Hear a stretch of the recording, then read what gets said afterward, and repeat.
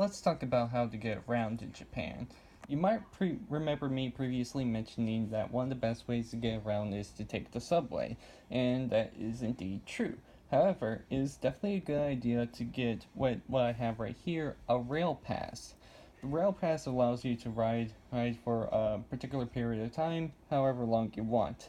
So you can jump on as many trains as you need to. So it's definitely a very good idea to try to pick one of these up. They can be sold at different information booths. So they can be a little bit expensive at times, but you save a lot more money in the long run, especially if you do ride them a lot.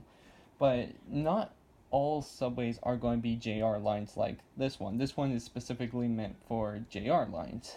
So in that case, another thing that you should definitely consider getting is a plasma card. Plasma cards are like an easy way of skipping getting tickets and stuff like that, as you just have got to scan the card and then you scan it again and it'll take whatever money away from the cost of the trip. So I definitely recommend probably grabbing one of these as well. The other thing about plasma cards is that they can also be used for buses and for other things too, like some convenience stores even take them. I even used one for one of the claw games that I was playing too, as it took plasma cards. So, their plasma cards can be used for a lot more than just the railway. So, once again, it's definitely not a bad idea to order one of these online and pick them up. Now, I usually don't talk too much about the places that we stay, but for this one, I definitely felt like this was a pretty big exception because of how nice and lovely these people were. We stayed at an Airbnb, and they were a local Japanese family, and they actually agreed to take us to the different restaurants we want, and even the Suzuka Circuit that we went later that day. They also had this really awesome Super Mario Brothers chair that I really liked that was in my room. I kind of wanted it, but it was theirs, so I couldn't take it or anything like that. But definitely one of the best parts was the fact that they made us breakfast and everything was grown on their farm, which was really nice. The food was fresh. It's basically the closest you could get from farm to table, which was absolutely amazing, and I really thank them for their generosity and hospitality. So here we are, we just made it to the Suzuka Circuit, and we're about to get our tickets so that we can get in. Can't wait to see what kind of fun stuff's here.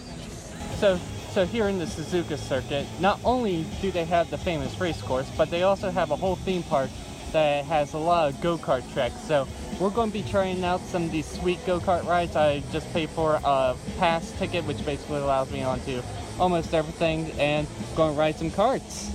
Isn't that right, Azure? Yeah. All right, boy.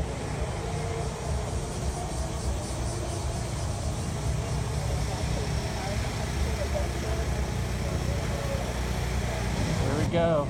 Time to put my F-Zero skills to the test. I'll be the best racer there ever was.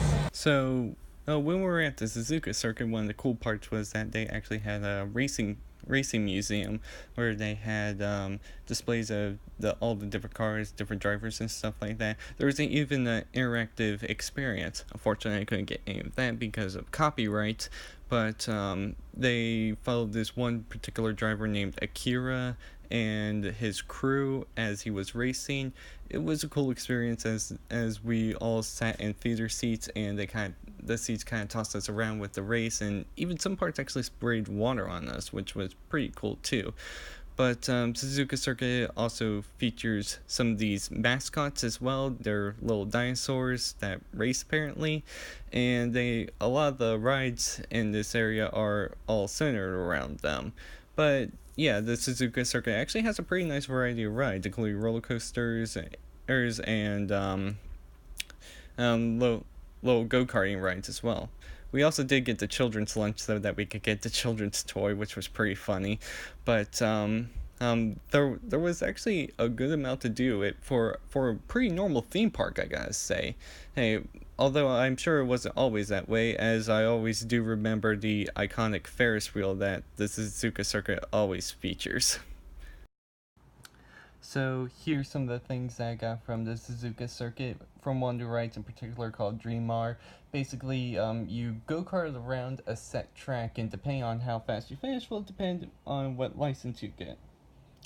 I did it 3 times. First 2 times I got the A-class license, which was fairly easy to get if you finish within a fairly good time.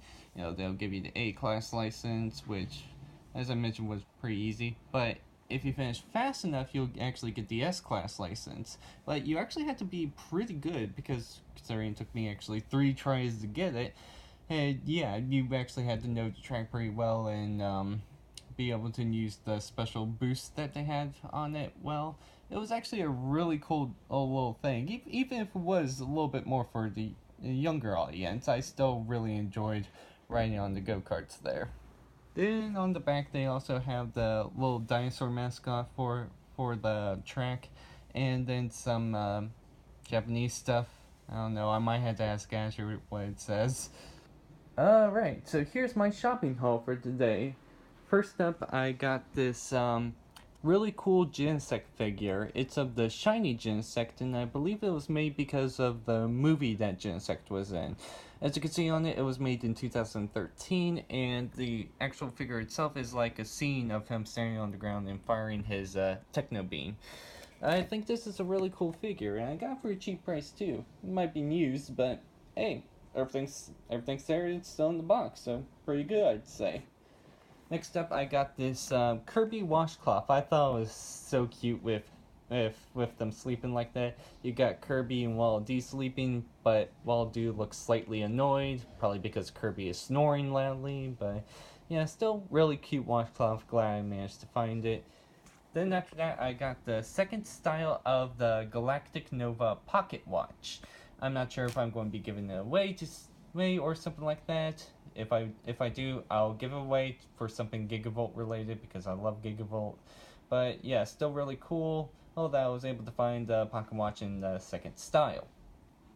Then after that, I found this Taichi minifigure. My aunt ended up giving me the entire Volume 2 collection, but I didn't have anything from Volume 1, so I ended up picking up Taichi from Volume 1. Then after that, I ended up getting this Kirby 25th Anniversary magazine that also includes a Kirby Star Allies DVD and a book showing off Kirby's copy abilities, so I think that was a pretty good find, I'd say. Then finally, at last, we got these two Gundam book and figures. These both include books talking about each one of the Gundams and their roles and like the different animes and stuff, so I think that's really cool. But it also includes a nice little figure here with it, so I'm really happy I was able to pick this up. But yeah, that is my haul for today.